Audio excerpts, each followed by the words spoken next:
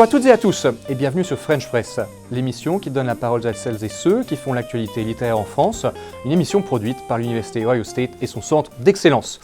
Alors aujourd'hui, en compagnie de Christian Sellers, étudiant en master d'études françaises et francophones à l'Université Ohio State, j'ai la joie de recevoir notre troisième invitée de la saison, Marina von Zwielen, professeure de littérature française et de littérature comparée à Bard College et autrice aux éditions Flammarion de l'essai dont nous allons discuter ensemble aujourd'hui, Éloge des vertus minuscules. Alors bonjour et bienvenue Marina von Zwielen. Bonjour et merci de me recevoir, c'est formidable ce que vous faites, donc je suis très honorée d'être là. C'est très aimable à vous et l'honneur est pour nous, je vous remercie.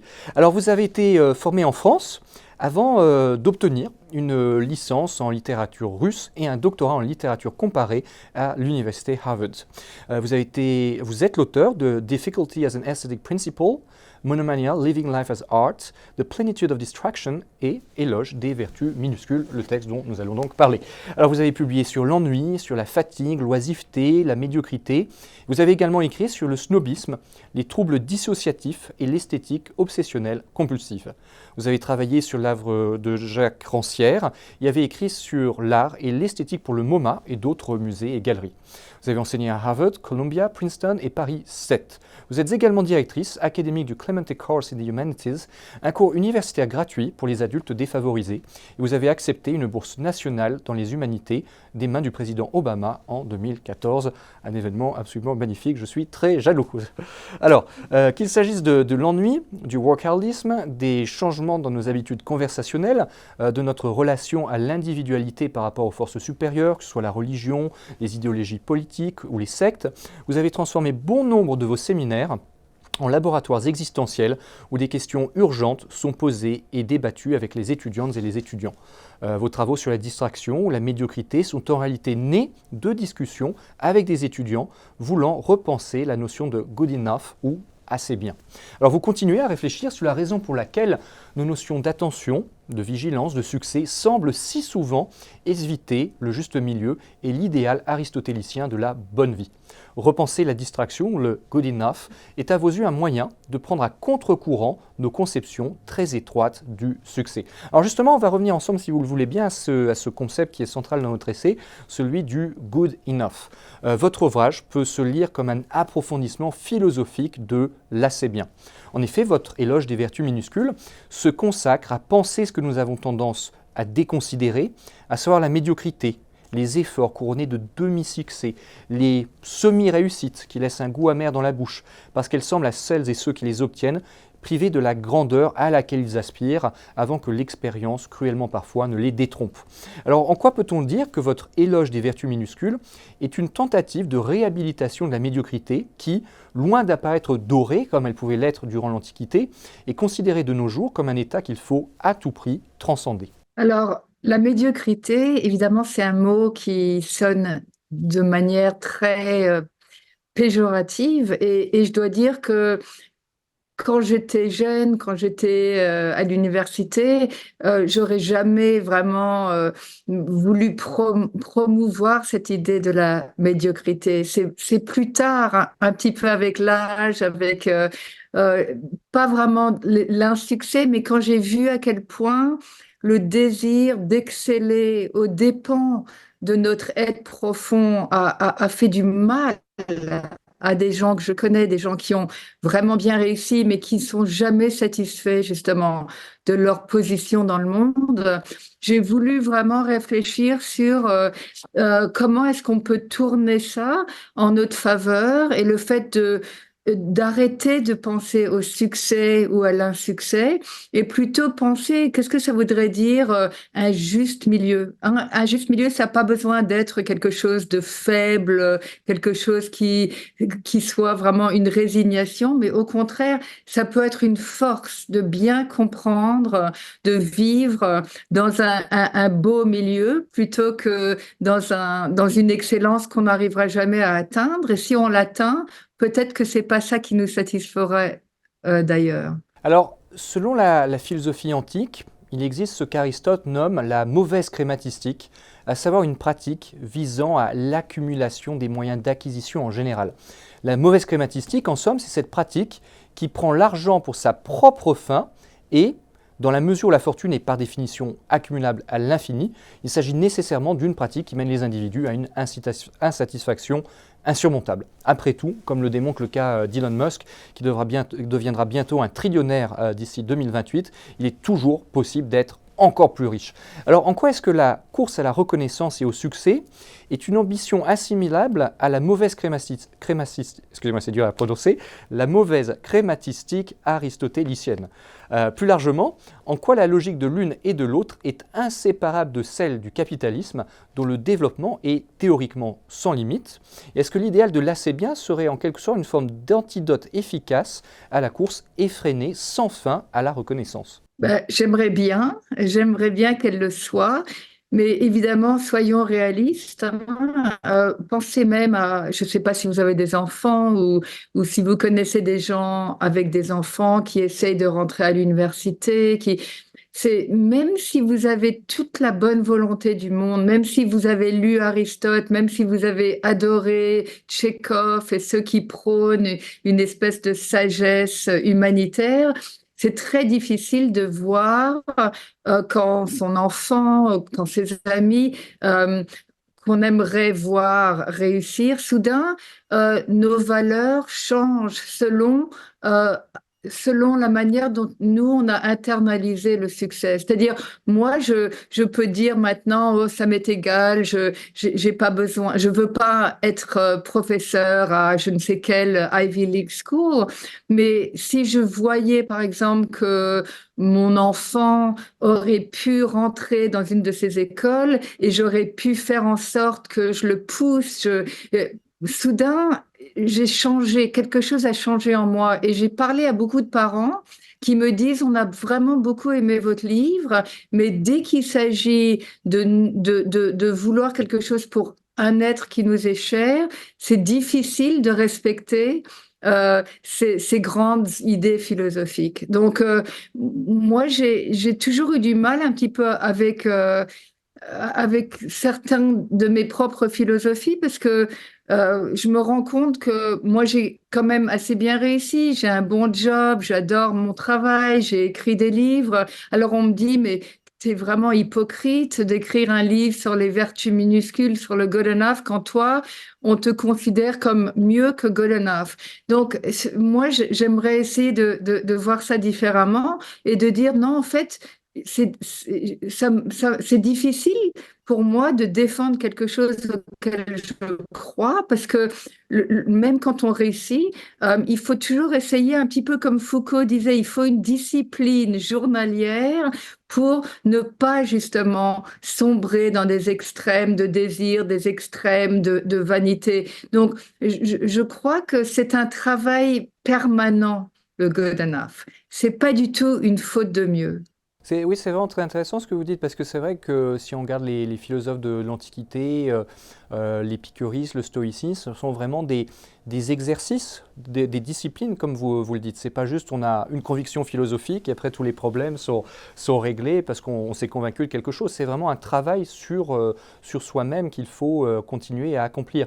Votre essai m'a aussi fait penser à celui que vous avez peut-être eu l'occasion de lire de Charles Pépin, qui porte sur les vertus de l'échec. Je ne sais pas si vous avez eu l'occasion de le lire. Il était Oui, je crois qu'il est sorti pas très longtemps avant le vôtre. Il était publié chez Alary Éditions.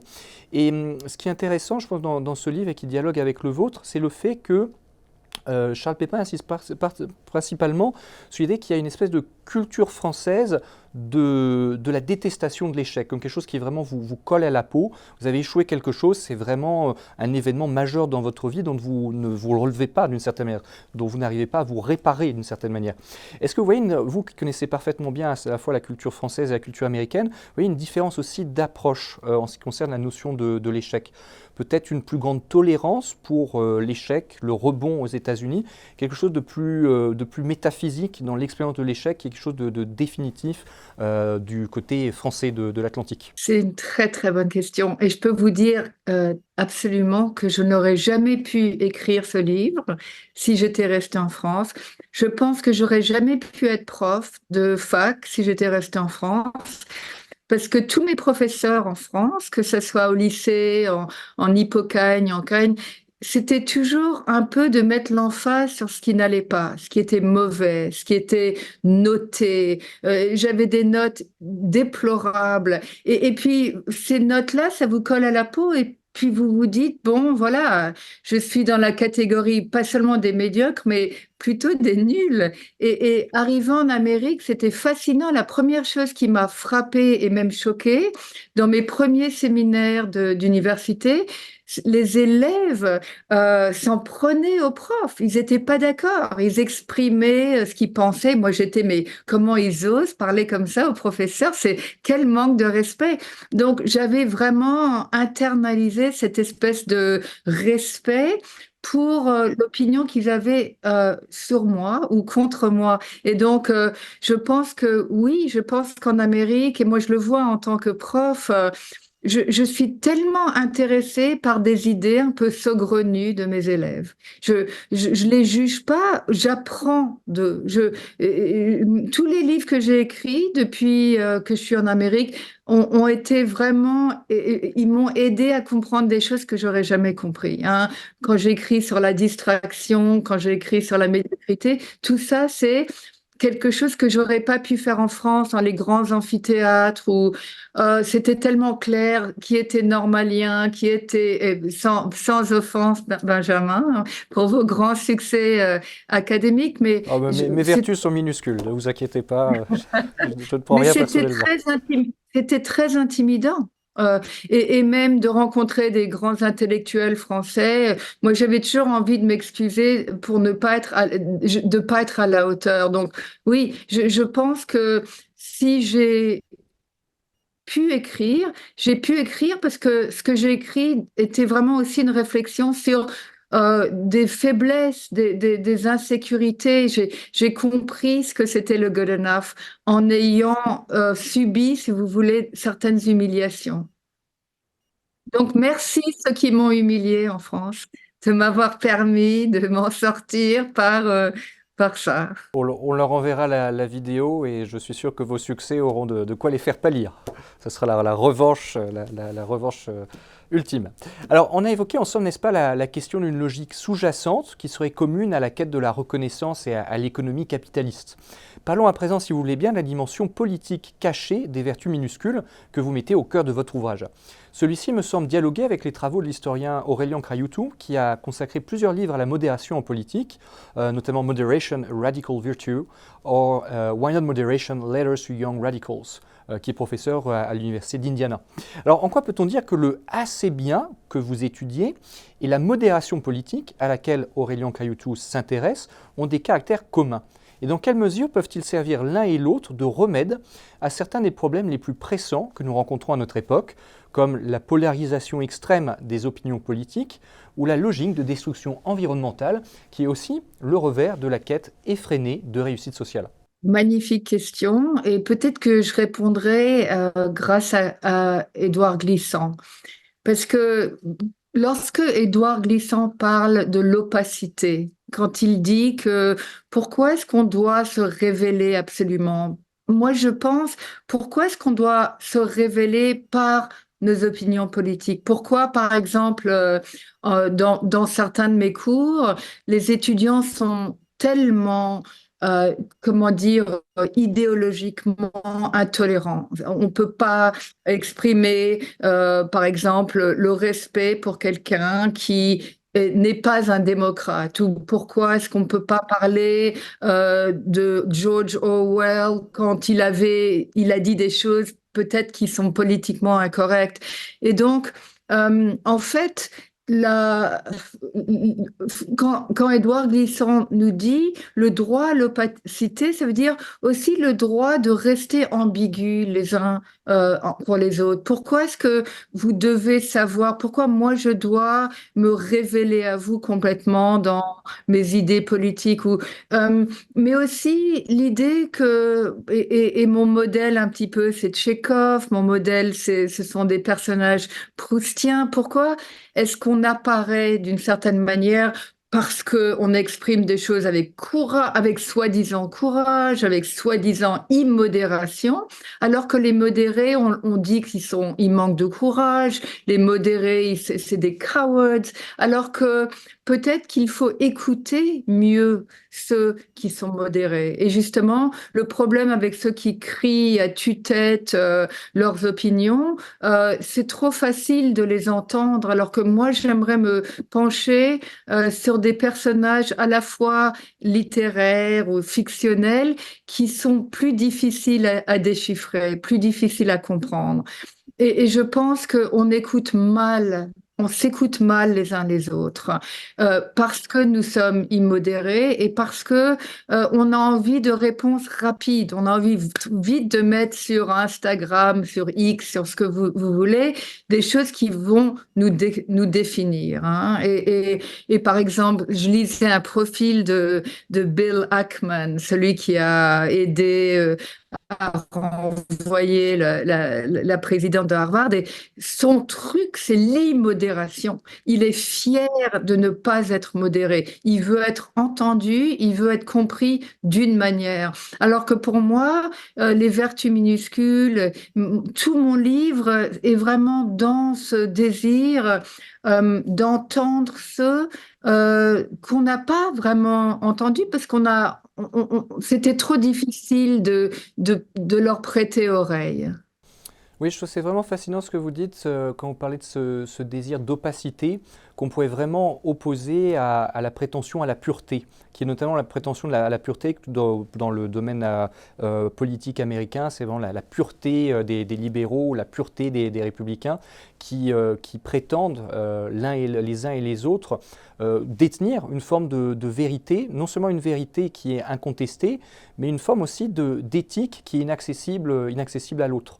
Et c'est ça aussi que votre essai nous rappelle très bien, c'est que les vertus, elles sont peut-être minuscules, mais aussi elles sont peut-être complexes, elles sont opaques, elles sont changeantes, elles sont contradictoires les unes avec les autres. Et c'est ça aussi l'humanité, c'est justement cette complexité et cette opacité-là. Et je pense que votre texte le souligne particulièrement bien, justement en ressuscitant ces profils, ces personnages littéraires qui sont peut-être pas héroïques, n'est-ce pas, mais qui sont héroïques par leur capacité à assumer leur humanité profonde dans ce qu'elle peut avoir peut-être de peu flamboyant, mais néanmoins de complexe et touchant pour ces raisons-là. Vous savez, cette idée de pureté me tient à cœur parce que quand j'étais plus jeune, surtout quand je me suis dit, ah, je vais être prof, je veux faire un PhD, j'avais besoin que mon identité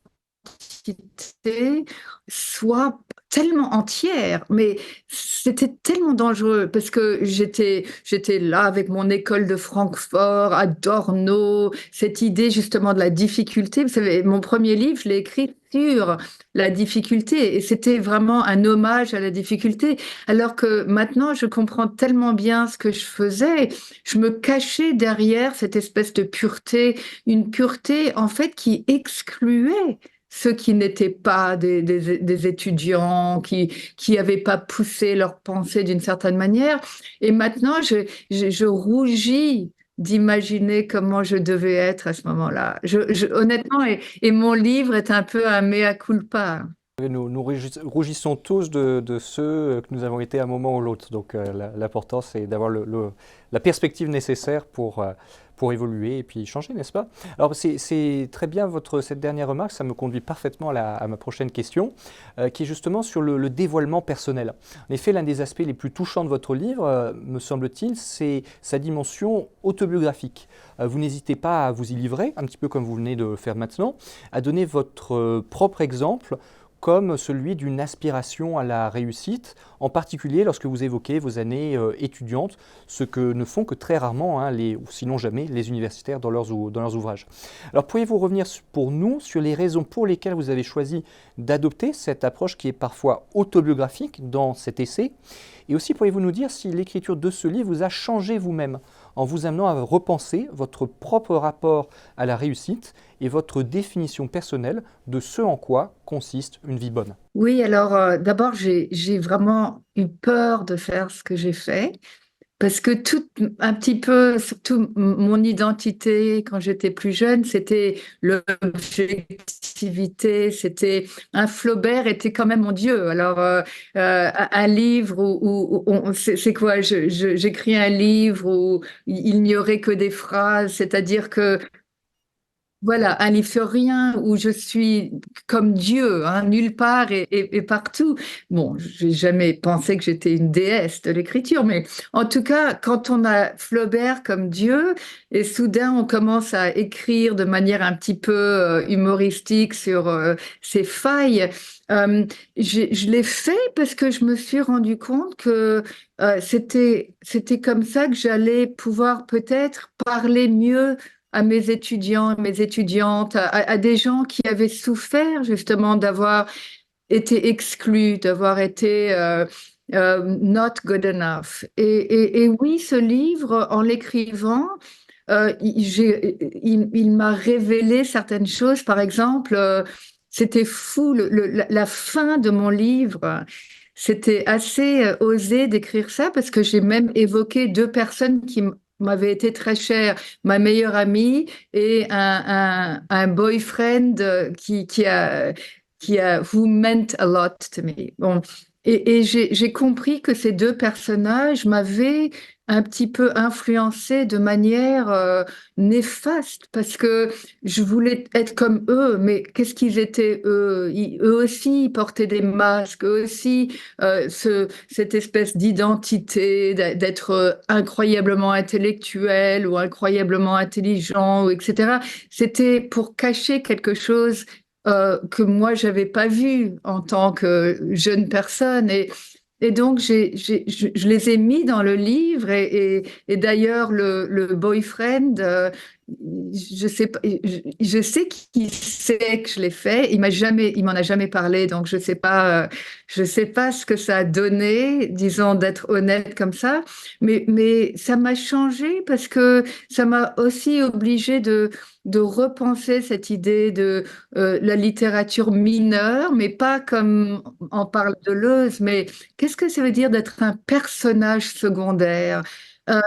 Et on est tous des personnages secondaires dans la vie de quelqu'un, mais on est toujours le personnage principal dans notre propre vie. Et d'une certaine manière, comment se débarrasser de cette idée que on compte tellement pour nous-mêmes, et si seulement on traitait les autres comme on se traite soi-même, si seulement on pouvait faire en sorte que l'autre était le personnage principal dans notre vie à nous. Donc, j'ai tellement réfléchi à cette espèce d'interaction, comment on oublie l'autre, comment j'adore toujours chez Tchekhov, comme les médecins de Tchekhov, ils sont toujours en train de mettre quelque chose d'autre en avant, y compris faire en sorte que on plante une forêt qu'on ne verra jamais, nous. Cette idée de, comme professeur, et Benjamin, vous savez bien comment ça se passe. Quand on est professeur, on ne sait pas ce qui va affecter nos étudiants, nos étudiantes. Et cette graine qu'on plante, c'est la plus belle chose. On ne sait pas. On ne sait pas qu'est-ce que ça va être le rendement.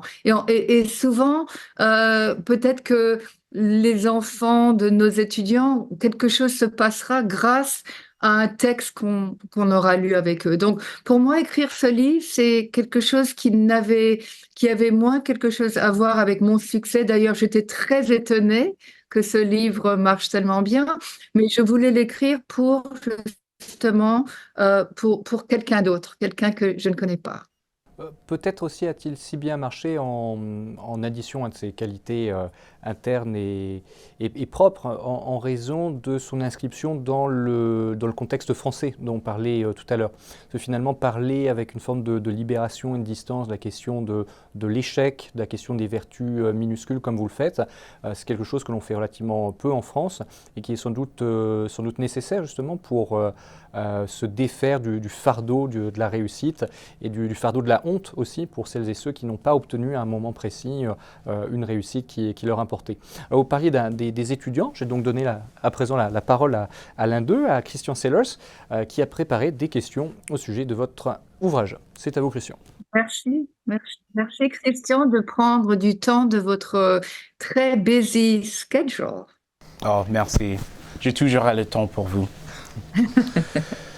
Pour commencer, je veux toucher sur un sujet que vous avez déjà touché un peu, mais comment se fait-il que vous, qui êtes professeur dans une université mondialement connue, qui avez un doctorat de l'université Harvard et qui êtes polyglotte et écrivain, vous ayez pris la décision d'écrire un essai au sujet de médiocrité? N'est-ce pas paradoxal? Oui, alors évidemment, c'est très paradoxal et je me souviens, j'ai un ami qui a écrit un livre qui est très parallèle au mien, qui s'appelle The Good Enough Life. Et il y a eu des critiques après son livre où on disait, oh, mais c'est pas possible, vous avez plein de livres à votre gabarit, vous avez fait ci et ça. Et donc j'étais contente de voir ça parce que ça m'a permis d'y penser justement. Et encore une fois, écrire ce livre, d'abord, je l'ai écrit parce que j'ai des collègues, justement, dans mon université qui sont très, très connus, qui ont des MacArthur Fellowships, qui sont pratiquement des prix Nobel de la littérature, mais ils sont fondamentalement dissatisfaits. Et moi, je trouve que j'ai une chance énorme de travailler dans ce que je fais. J'adore mon travail. Et donc, ça m'a intriguée et peinée de voir à quel point tellement de gens qui ont ces vies extraordinaires, qui ont le privilège, la liberté d'écrire, ils ont du temps pendant l'été pour écrire des livres, pour faire des films, pour peindre des peintures. Comment ça se fait que dans la nature humaine, il y a toujours cette espèce de sentiment qu'on n'est pas good enough? Et j'ai voulu explorer ça et d'ailleurs, j'ai voulu même le faire pour eux. Et c'est drôle parce que une des personnes qui est la plus dissatisfaite, elle a détesté mon livre. Et elle a dit, mais t'as rien compris, être artiste, on est toujours en train de chercher plus haut. Et j'ai compris ce qu'elle a voulu dire. En fait, j'ai intégré ça à mon livre. Après, elle a lu un morceau du livre.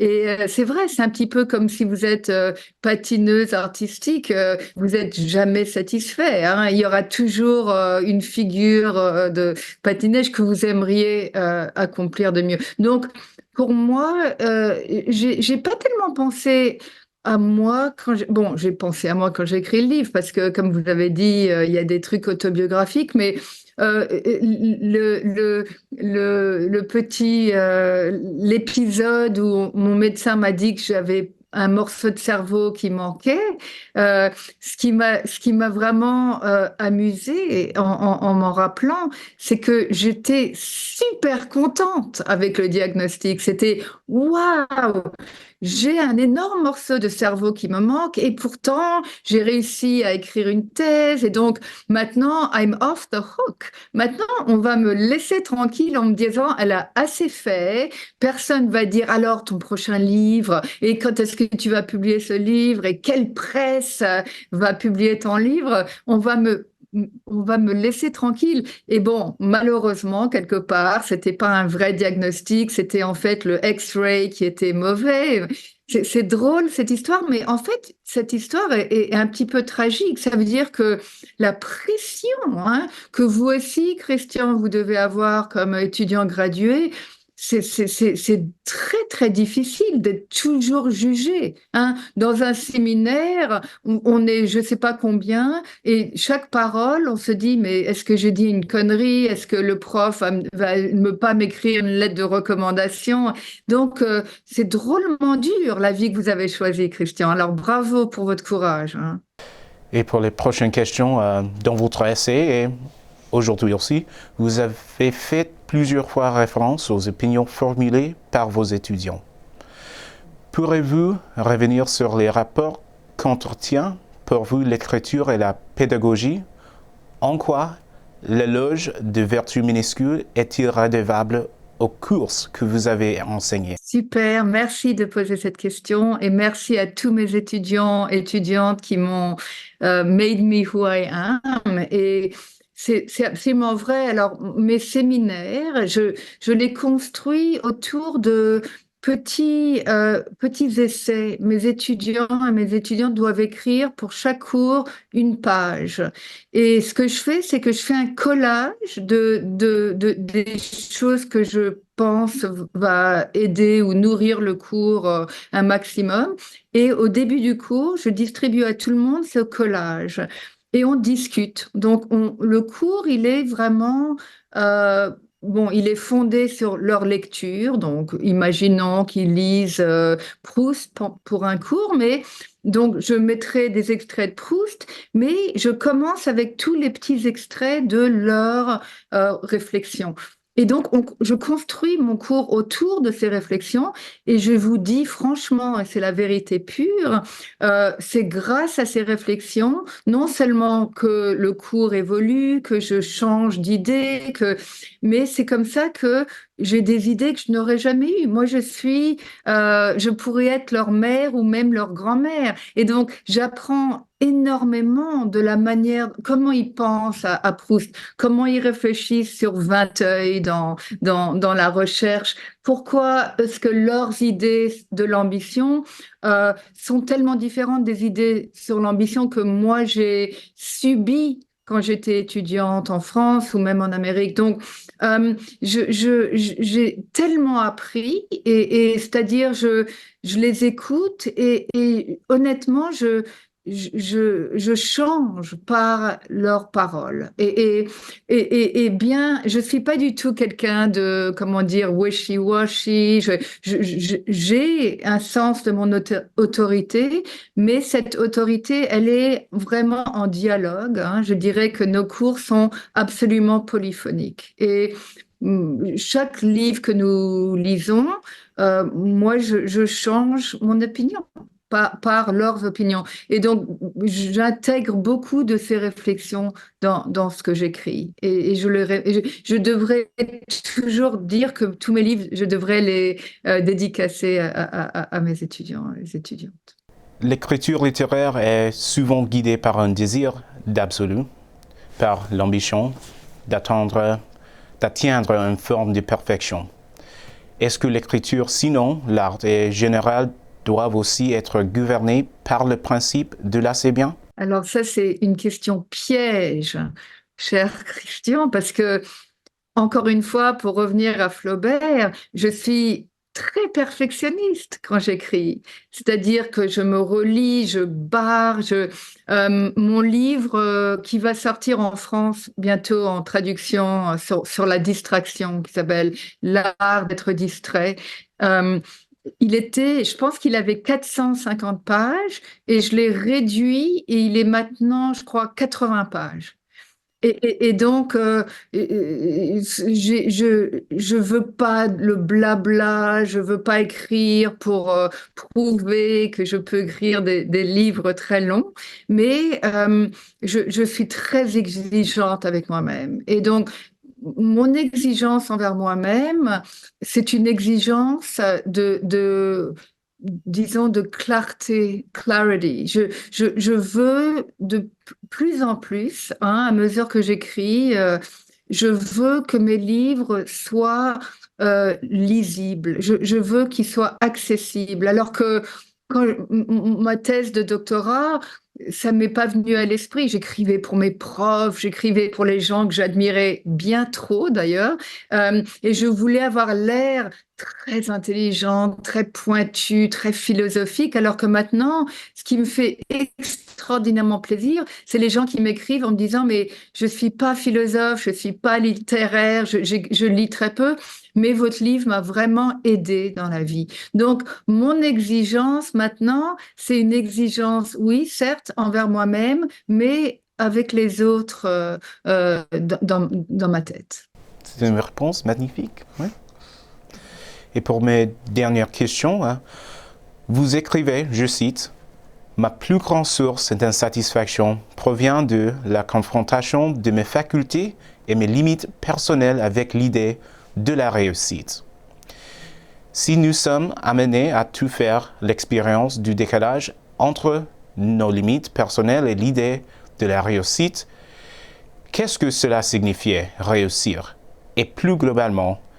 Qu'est-ce que cela veut dire, réussir sa vie? J'ai combien de temps là pour répondre à votre question? Alors, waouh, c'est